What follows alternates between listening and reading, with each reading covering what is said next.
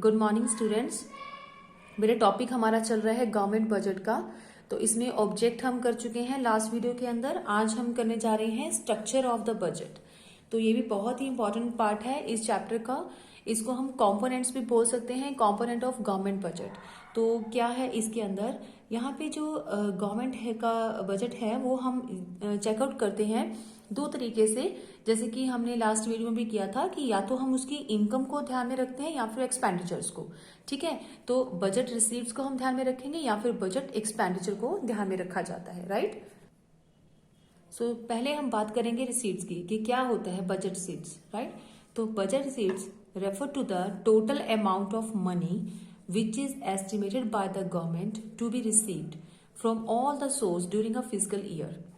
एक साल के अंदर जो भी गवर्नमेंट को उम्मीद है कि कौन कौन से सोर्स से उसको जो है इनकम आने वाली है उसका एस्टिमेट लगाते हैं। तो बजट रिसीप्ट क्या है, टोटल अमाउंट हमें पता होनी चाहिए। टोटल अमाउंट ऑफ मनी जो है वो चेक किया जाता है जो कि गवर्नमेंट के अलग अलग डिफरेंट सोर्स से उसको आने वाली है। ठीक है, वो हो गया हमारा बजट रिसीप्ट। तो जो बजट रिसीप्ट है, जो अमाउंट उसको अलग अलग सोर्स से आने वाली है, उसके भी दो पार्ट हैं। पहला क्या है, रेवेन्यू रिसीट्स क्या होती है, और सेकंड होता है कैपिटल रिसीट्स। तो रेवेन्यू रिसीट्स को हम डिस्कस करेंगे अभी डिटेल के अंदर कि रेवेन्यू रिसीट्स का मतलब क्या है, पहले वो पढ़ेंगे। उसके बाद उसके दो पार्ट्स हैं कि हम दो तरीके से रेवेन्यू रिसीव जो है वो इकट्ठी करते हैं। एक तो टैक्स के थ्रू गवर्नमेंट अपना पैसा इकट्ठा करती है, मनी क्रिएट करती है अपने लिए, और दूसरा नॉन टैक्स रेवेन्यू से अपनी मनी को जनरेट करती है। ठीक है, तो रेवेन्यू रिसीट और कैपिटल रिसीट में बेसिकली फर्क क्या है वो हमें रेवेन्यू रिसीट्स की डेफिनेशन से समझ में आएगा बेटे। रेवेन्यू रिसीट्स का मतलब है these receipts do not create any liability for the government। These receipts don't cause any reduction in the asset of the government। एक ऐसी चीज जो हम बात कर रहे हैं रिसीट्स की कि इससे ना तो कोई गवर्नमेंट की लाइबिलिटी बढ़ती है, ठीक है, ना ही कोई, ये रिसीट तो है लेकिन इससे कोई रिडक्शन भी नहीं होता एसेट के अंदर। तो दोनों चीजें नहीं हो पा रही हैं। ना तो हमने कोई एसेट बेच के पैसा कमाया है, जस्ट आने वाली इनकम है बट, ठीक है। इसी तरह से ना ही हमने कोई लाइबिलिटी क्रिएट की है, हमने लोन भी नहीं लिया कि जिसकी तरह से हम ये बोले कि लाइबिलिटी बढ़ गई है तब पैसा आया है। नहीं, ना तो कोई लाइबिलिटी क्रिएट होती है, ना ही कोई एसेट हमारी कम होती है। इन दोनों के अलावा ही हमारी जो रिसीट्स आती है, गवर्नमेंट के पास आती है, उसी को हम क्या बोलते हैं, रेवेन्यू रिसीट्स बोला जाता है, राइट बेटे। सो इसमें हम पहले बात करेंगे टैक्स के थ्रू आने वाली इनकम को या उस रिसीट्स को जो कि गवर्नमेंट को टैक्स के थ्रू क्रिएट होती है, राइट। तो जनरली हम जब टैक्स की बात करते हैं तो टैक्स को दो पार्ट में डिवाइड कर दिया जाता है। एक होता है डायरेक्ट टैक्स और सेकेंड होता है indirect tax. Indirect tax, right. Direct tax क्या होता है कि जब एक ऐसी पेमेंट जो है डायरेक्टली हम पर्सन से लिखते हैं, ठीक है, मीन्स कि लाइबिलिटी टू पे और burden of tax fall on the same person.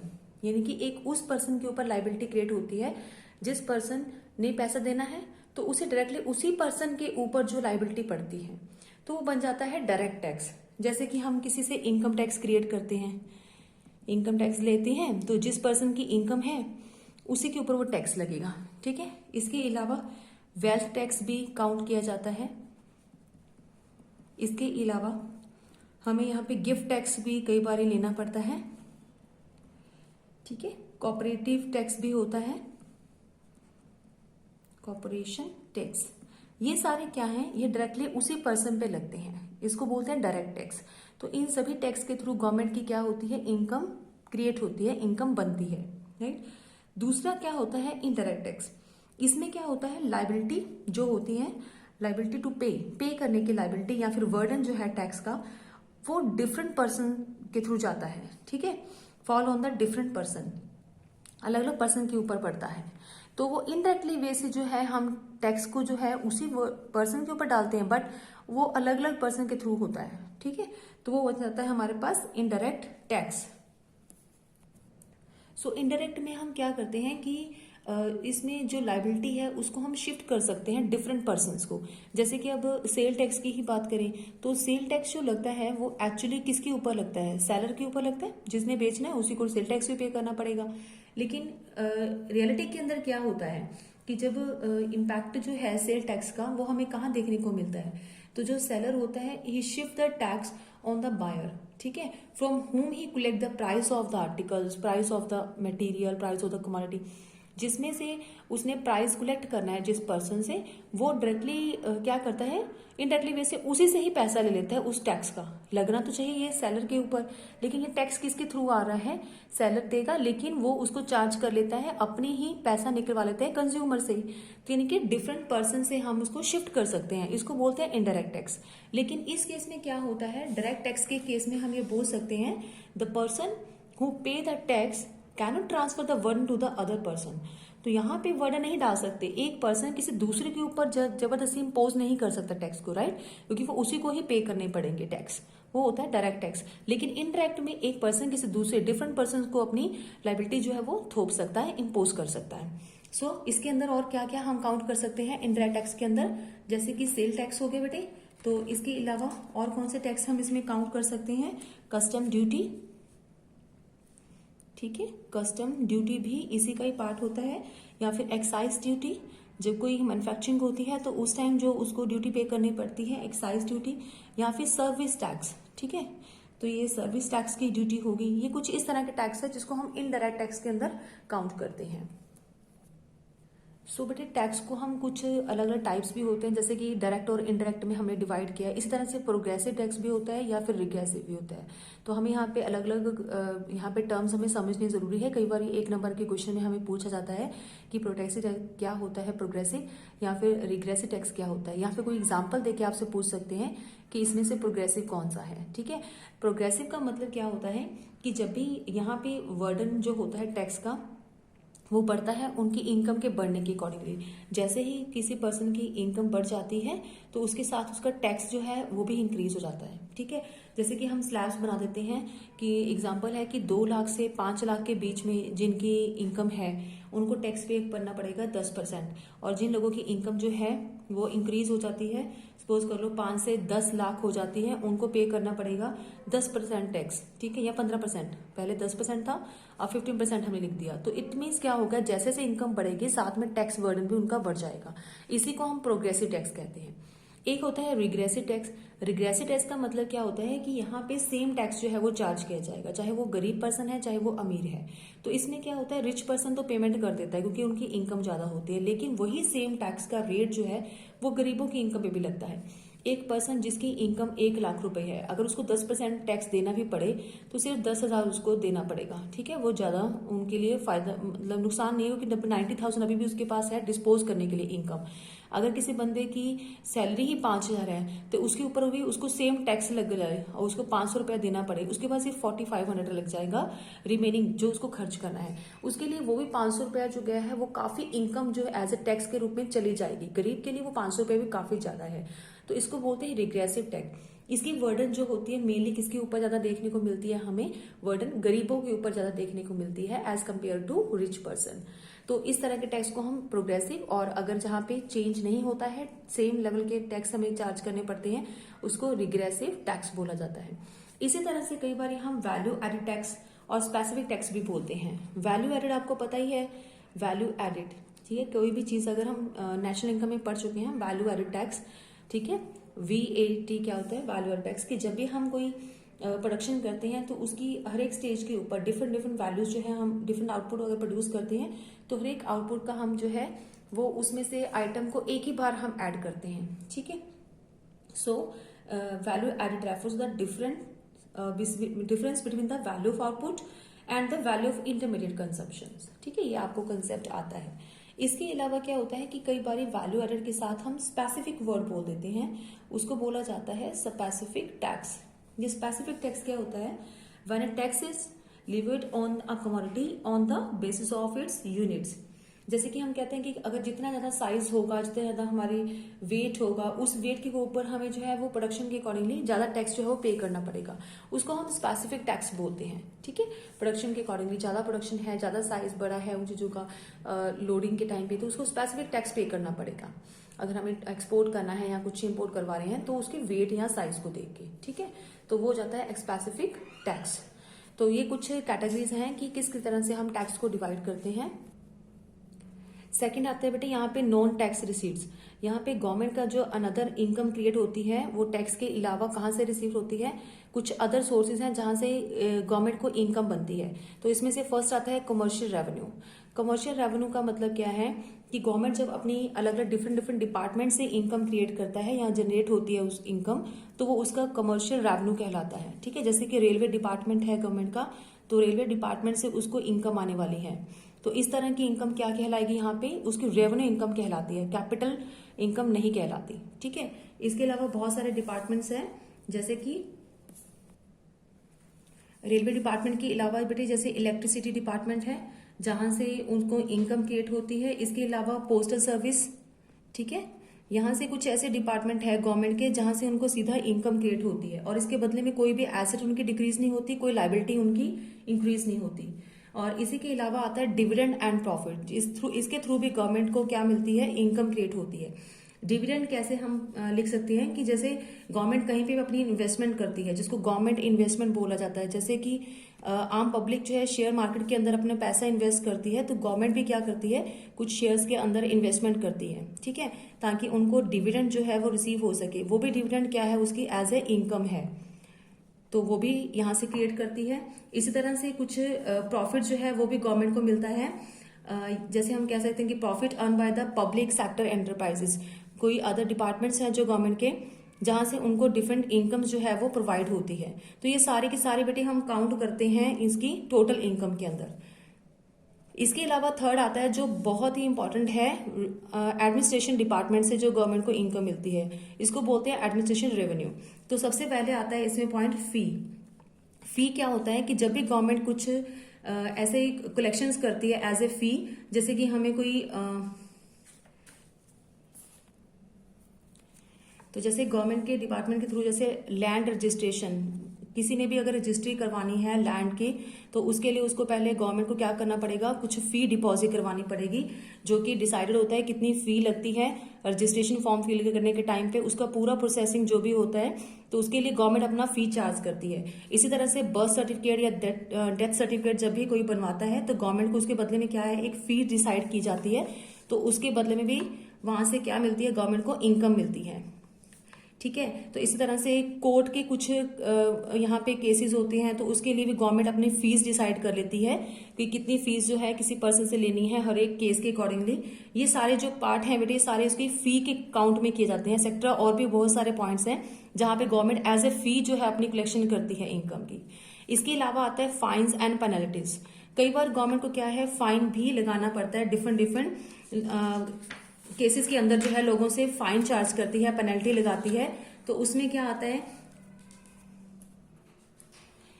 जैसे कि बेटे यहाँ पे कुछ भी अगर कुछ गलत होता है इकोनॉमी के अंदर लोगों के द्वारा, तो उसे फी जो है, फाइन जो है वो चार्ज किया जाता है गवर्नमेंट की तरफ से। जैसे कि हम कह सकते हैं collections for the offenders of the law as a punishment. तो किसी भी पर्सन को ट्रैफिक रूल्स अगर तोड़ते हैं, ठीक है, तो उनको साथ ही साथ जो है वो एक फाइन जो है वो चार्ज कर दिया जाता है कि उनको अपने पेमेंट करनी है।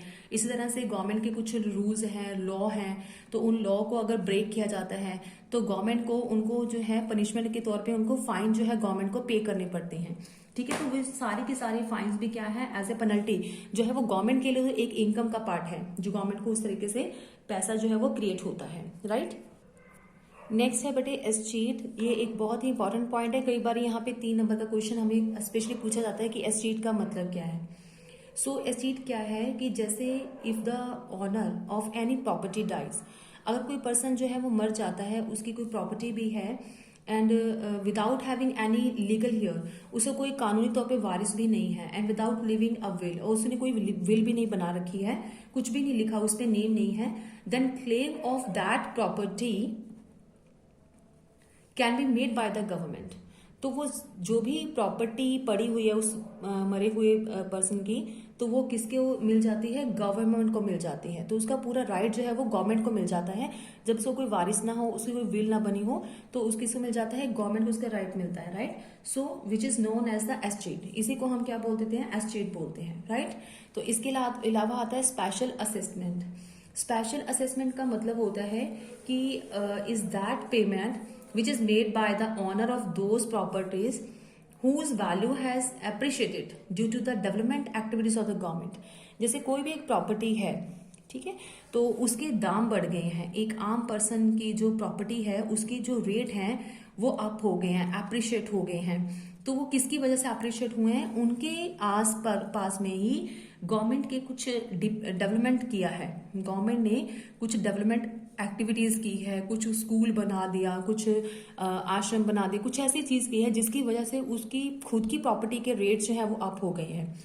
तो उस केस में क्या होता है कि उस पर्सन को गवर्नमेंट को थोड़ा सा पेमेंट करना पड़ता है, जिसको स्पेशल असेसमेंट कहते हैं, क्योंकि उस पर्सन की प्रॉपर्टी के रेट बढ़ गए हैं। किसकी वजह से? गवर्नमेंट के डेवलपमेंट करने की वजह से, ठीक है। तो उसकी वजह से क्या करना पड़ेगा? गवर्नमेंट को उसको थोड़ा बहुत पे करना पड़ेगा। तो इसी को हम बोलते हैं स्पेशल असेसमेंट। यानी कि गवर्नमेंट इस तरीके से भी क्या करती है, अपनी इनकम जनरेट करती है लोगों से, ठीक है। नेक्स्ट आता है licence fee and the penalty. Licence fee मतलब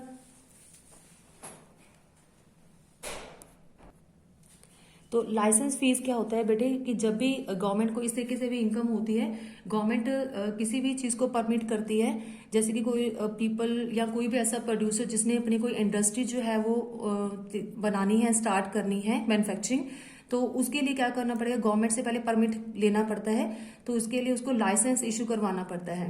तो इसी लाइसेंस की भी गवर्नमेंट क्या रखती है? एक फीस डिसाइड कर लेती है। तो वो फीस भी क्या होती है? एज ए इनकम होती है गवर्नमेंट के लिए, ठीक है। इसके अलावा आता है बेटे नेक्स्ट पॉइंट हमारा ग्रांट एंड डोनेशंस। तो ग्रांट एंड डोनेशंस में क्या है? It is also a source of the government income. तो जैसे कि गवर्नमेंट को किसी न किसी तरह से कोई डिजास्टर की वजह से कोई ग्रांट्स मिल जाते हैं, किसी बाहर की कंट्री से अगर उसको कुछ डोनेशंस मिल जाता है, ग्रांट्स मिल जाते हैं, तो वो भी उसकी एक इनकम क्रिएट होने का सोर्स है। इस तरीके से भी गवर्नमेंट की कोई लाइबिलिटी क्रिएट नहीं होती है। इस तरह के डोनेशंस को गवर्नमेंट को वापस नहीं करना, तो ये कोई ऐसा कोरस्पॉन्डिंग टू लाइबिलिटी इंक्रीजिंग का पार्ट नहीं है। यहाँ पे सिर्फ क्या होता है, गवर्नमेंट को सिर्फ पैसा आता है, जिसी को हम रेवेन्यू के अंदर काउंट करते हैं, क्योंकि रेवेन्यू के अंदर वो सारी टर्म्स हम लेते हैं जिसमें सिर्फ उसको लाइबिलिटी भी ना बढ़े और उसकी एसेट भी जो है वो कम ना हो, ठीक है। तो ये सारे बेटे हमने टॉपिक रीड कर रहे हैं अभी, वो सारे के सारे हैं रेवेन्यू रिसीट्स के। तो इसके अलावा हम करेंगे कैपिटल रिसीट्स के अंदर कैसे कैसे इनकम जो है गवर्नमेंट को मिलती है।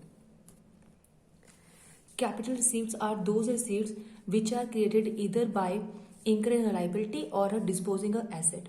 तो कैपिटल रिसीट्स क्या होती है? जहां पे गवर्नमेंट को क्या होती है, इनकम तो मिलती है लेकिन उसकी लाइबिलिटी भी कई बार इंक्रीज हो जाती है, लाइबिलिटी भी इंक्रीज होती है, और साथ में कई बार ऐसा होता है कि एसेट भी डिस्पोज हो जाती है, कई एसेट खत्म हो जाते हैं, कई बार लाइबिलिटी इंक्रीज हो जाती है। दोनों ही केसेस में एक कॉन्सेप्ट रहता है।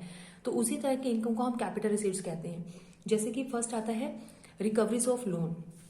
रिकवरीज ऑफ लोन का मतलब क्या है कि जब गवर्नमेंट को लोन रिकवर करने हैं, द टू मेन पॉइंट्स होते हैं। रिकवरी ऑफ लोन्स मतलब treated as a capital receipts because when loans are recovered assets get reduced. कि जब भी हम, क्योंकि रिकवरी ऑफ लोन का मतलब क्या है, बैलेंस शीट में जब भी हम ड्रॉ करते हैं तो अगर हमने किसी को लोन दे रखा है तो वो हमें वापस मिलेगा, तो उसको लोन के तौर पे हम यहाँ पे लिखते हैं एसेट साइड में, ठीक है। डीआर साइड मतलब एसेट साइड। तो उसके अकाउंट्स वाले स्टूडेंट्स को ये चीज पता होगा कि साल के एंड में जब हम रिकॉर्ड बनाते हैं तो एक साइड में हम लाइबिलिटीज लिखते हैं, एक साइड में हम एसेट लिखते हैं। तो लोन जिसको दे रखा है उसने हमें वापस करना है तो ये एसेट है, लेकिन जब भी लोन हमारे रिकवर हो जाते हैं तो उसी साथ साथ हमारी एसेट क्या हो जाती है, खत्म हो जाती है, रिड्यूस हो जाती है। तो इसीलिए हम कहते हैं कि कुछ ना कुछ ऐसा होता है जिससे कि या तो एसेट खत्म हो जाएगी या फिर लाइबिलिटी बढ़ जाएगी। तो पहला पॉइंट क्या है, रिकवरीज ऑफ लोन। एक तो लोन रिकवर होने से हमारी एसेट खत्म हो जाएगी। सेकेंड आता है borrowing and other liability. Boring मतलब कि जब हम लैंडिंग क्रिएट एसेट की, जब भी हम कोई एसेट जो है वो क्रिएट करते हैं तो या फिर बोरिंग क्रिएट लाइबिलिटी। तो इसका मतलब है कि जब हम लैंडिंग करते हैं, लोन अगर देते हैं तो एक एसेट क्रिएट होती है। तो इसी के साथ जब हम बोरो करते हैं तो बोरो करने से एक लाइबिलिटी क्रिएट होती है। जब हम किसी को देते हैं तो उसको लैंडिंग बोलते हैं, तो उसे एसेट बनती है, जैसे कि हमने यहाँ पे लिखा है। लेकिन सेम वही कंसेप्ट अगर हम किसी से बोरो करते हैं तो लाइबिलिटी बढ़ती है। तो इसीलिए या तो लाइबिलिटी क्रिएट होती है या फिर एसेट डिक्रीज होती है। तो लाइबिलिटी क्या हो जाती है, यहाँ पे क्रिएट हो जाती है, लाइबिलिटी क्रिएट्स। बट इनकम तो एक बार आ गई ना गवर्नमेंट के पास, एज ए बोरो जितना भी फंड उसने उधार लिया है तो पैसा तो आ गया, कैपिटल तो आ गया, लेकिन लाइबिलिटी क्रिएट होगी साथ में। ठीक है। तो चाहे वो पैसा जनरल पब्लिक से लेता है या रिजर्व बैंक से ले या फिर रेस्ट ऑफ द वर्ल्ड कहीं से भी अगर वो लेता है बोरो, तो हर एक केस में उसको लायबिलिटी क्रिएट हो जाती है। अदर रिसीट्स का मतलब होता है कि जहाँ पे दीज इंक्लूड आइटम डिसइन्वेस्टमेंट। तो कई बार गवर्नमेंट क्या करती है, अपनी कुछ ऐसे डिपार्टमेंट्स को होते हैं जिसको वो प्राइवेट कर देती है। तो प्राइवेट करने का मतलब क्या होता है कि अगर वही डिपार्टमेंट खुद गवर्नमेंट का है तो गवर्नमेंट उसमें पैसा इन्वेस्ट करती रहती है, राइट। तो अब क्या किया गवर्नमेंट ने, उस डिपार्टमेंट को डिसइन्वेस्ट कर दिया। डिसइन्वेस्ट मतलब किसी को बेच दिया, तो अब उसमें इन्वेस्टमेंट जो है वो नहीं जाएगी, ठीक है। जो इन्वेस्टमेंट हो रही थी अब क्या होगी, वो नहीं होगी। इसी को डिसइन्वेस्टमेंट बोला जाता है। यानी कि खुद का कोई पैसा नहीं लगेगा, किसका लगेगा, जिसको बेचा है, किसका, गवर्नमेंट को। गवर्नमेंट ने पैसा डिपार्टमेंट किसको बेच दिया, प्राइवेट सेक्टर को बेच दिया, ठीक है। With the government sell off its a share of public sector, या तो अपने शेयर्स बेच दिया, अपनी कोई प्रॉपर्टी अगर बेच देती है टू द प्राइवेट सेक्टर, तो उसको बोलते हैं डिसइन्वेस्टमेंट करना। यही आता है अदर रिसीट्स के अंदर।